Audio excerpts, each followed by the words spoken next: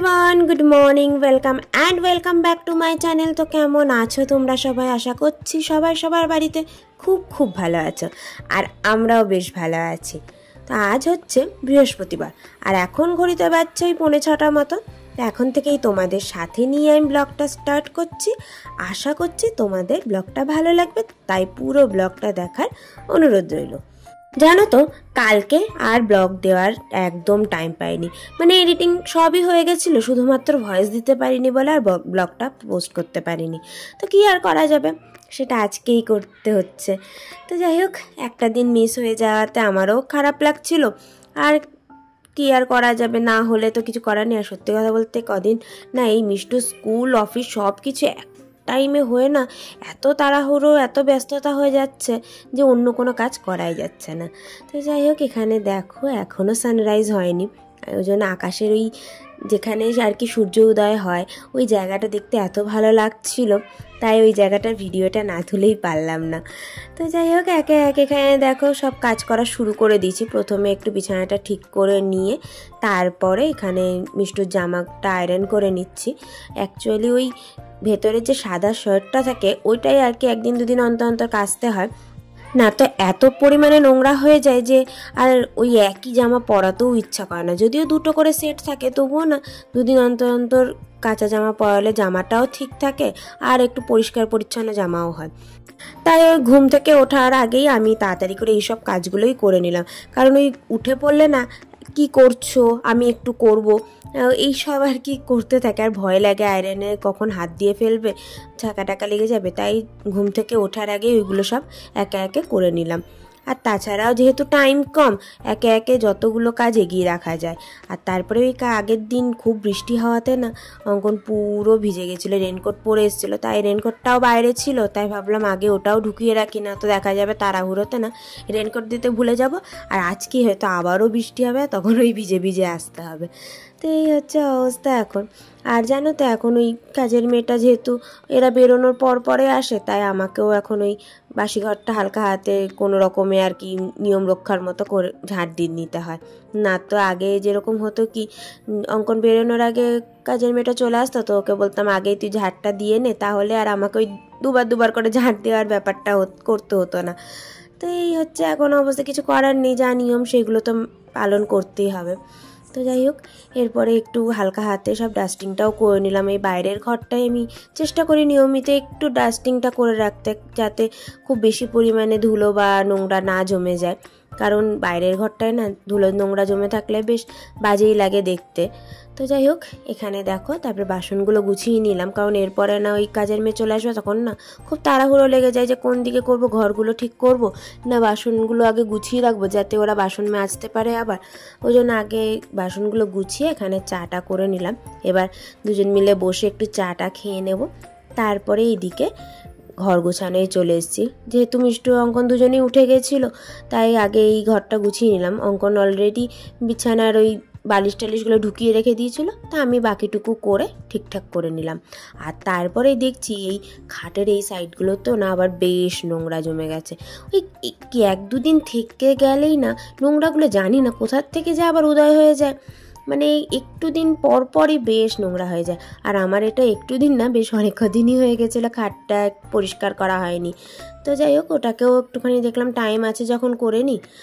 যদিও এই কাজগুলো সব করছি মিষ্টু আর অঙ্কন বেরিয়ে যাওয়ার পরই, কারণ ওর মধ্যে এতগুলো কাজ তো করা সম্ভব নয় 8টার মধ্যে। তো ওইদিকে কাজের মেয়ে কাজ করছিল, আমি এইদিকে এই কাজগুলো করে নিচ্ছি। আমি বললাম তুই একটু একটু করে করতে থাকো, ওইদিকে আমি যতটা সম্ভব এইদিকে করতে থাকি। তো দেখো, এরপরে রান্নার দিকে চলে এসেছি, স্নান পুজো সব কিছু সেরে। তো আজকে বেশি কিছু রান্না করব না ভেবেছিলাম শুধু ডাল করব। তারপরে দেখলাম একটু মাছের মাথা রয়েছে, আর মাছের মাথা শুধু আমি বা অঙ্কন কেউই খেতে পারি না, তাই ভাবলাম ডাল যখন করছি একটু মাছের মাথা দিয়ে মুগের ডালটা করলে মাছের মাথাটাও খাওয়া হয়ে যাবে আর ডালও হয়ে যাবে। তো সেই জন্য একটু মাছের মাথা দিয়ে মুড়িঘণ্ট মতো আর কি ওই মুগের ডাল করে নিলাম আর কি। মুড়িঘণ্ট তো বলে না এটাকে, মাছের মাথা দিয়ে মুগের ডাল। তো সেটাই আর কি আমি এখানে করার চেষ্টা করছি। তো আমি ওই প্রথমে একটুখানি রসুন, পেঁয়াজ, টমেটো সবকে ভালো করে কুচি করে সেগুলো আগে একটু ভেজে নিলাম। আর আগেই তো দেখলে মাছের মাথাটাকে বেশ ভালো করে ভেজে নিয়েছিলাম। এরপরে সেই মশলা কষিয়ে মাছের মাথাটা দিয়ে আগের থেকে সেদ্ধ করা ডাল এখানে দিয়ে দিলাম।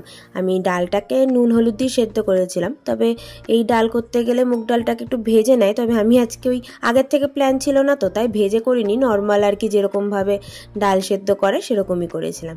লাস্টে ওর মধ্যে একটু ধনেপাতা কুচি, গরম মশলা আর ঘি দিয়ে এখানে দেখো ডাল নামিয়ে নিলাম। তো এরকমভাবে করেছিলাম। আর একটু নুন মিষ্টিটাকে চেক করে নিয়েছিলাম, একটু মিষ্টি মিষ্টি রেখেছিলাম। তো যাই হোক, আমার দেখো এখানে আর বেশি কিছু করিনি রান্নাবান্না। তারপরে রান্নাঘরটা একটু পরিষ্কার করে নিয়ে এখানে দেখো আমি রেডি হয়ে নিচ্ছি, কারণ অলরেডি প্রায় 12টা মতো বেজে গেছে। তাই মিষ্টুকে যেহেতু আনতে হবে তাই তাড়াতাড়ি করে রেডি হয়ে এখানে আমি বেরিয়ে পড়লাম। আর এখন না বেশ ভালো হয়েছে, ওই অটো ধরতে হয় না, একজনের সঙ্গে চলে যাই, যার জন্য ওই অটো ধরে যাওয়ার সেই টেনশানটা নেই যে অটো পাবো কি পাবো না। তো যাই হোক, এখানে দেখো একেবারে তোমাদের সঙ্গে দেখা হচ্ছে এবার দুপুরে খাওয়া দাওয়ার পর। মিষ্টুকে ঘুম পাড়িয়ে দিয়েছি, আর তারপরে মিষ্টুর এখানে জামা কাপড়গুলো কেচেছিলাম সেইগুলোকে মেলতে দিয়ে দিলাম। আর বাচ্চাদের জামা কাপড় মেলতে না বেশ না একটা বিরক্ত লাগে, ছোট ছোট এতগুলো হয় না যেন শেষই হয় না, দেখে মনে হয় কয়েকটা জিনিস, কিন্তু যখন মেলতে যাই তখন মনে পড়ে যে হ্যাঁ না কয়েকটা না, বেশ অনেকগুলোই জিনিস আছে। তো যাই হোক, তারপরে এখানে চলে এসেছি রাত্রে রান্নাবান্না করতে। তো আজকে রাতে একটু চিলি পনির করেছিলাম, কারণ বাড়িতে একটু পনির করে রেখেছিলাম, তা ভাবলাম পনিরটা যখন করাই আছে তাই অন্য কিছু না করে এখানে চিলি পনিরই করে নিই।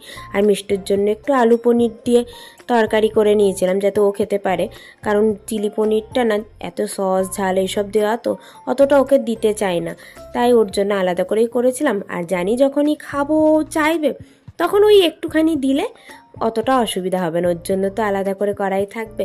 তো সুতরাং একটুখানি টেস্টের জন্য ও যখন খেতে চায় তো তখন ও খেয়ে নেবে একটুখানি। তো যাই হোক, দেখো এখানে অলরেডি আমার চিলি পনির করাও রেডি হয়ে গেল।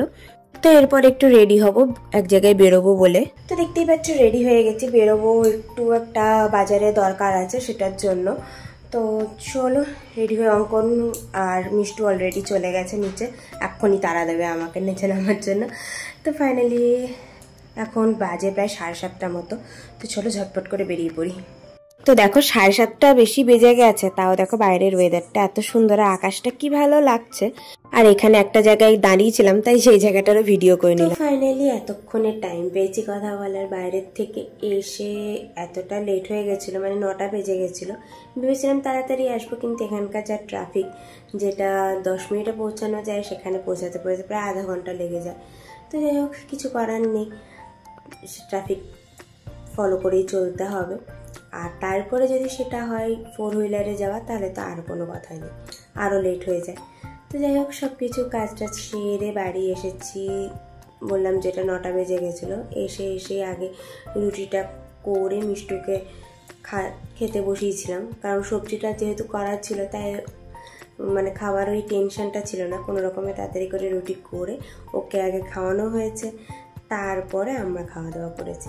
তো যাই হোক, এই রকমভাবে কাটলো আজকে সকাল থেকে নিয়ে রাত পর্যন্ত, অনেক কিছু, অনেক ব্যস্ততা, সব কিছু মিলিয়ে মিশিয়ে আর কি। যদিও ডেলি মোটামুটি এরকমই কেটে যাচ্ছে, এখন কিভাবে সকাল থেকে রাত হয়ে যাচ্ছে বুঝতে পারছি না। তো যাই হোক, চলো আবার একটা দিন শেষ হয়ে গেল, আবার একটা নতুন দিন শুরু হবে। তো তোমরাও পুরো ব্লগটা দেখে জানিও যে কেমন লাগলো তোমাদের। ভালো লাগলো অবশ্যই লাইক করো, আর কমেন্টেও জানিও কেমন লাগলো, আর ভালো লাগলো বন্ধু হয়ে পাশে থেকো।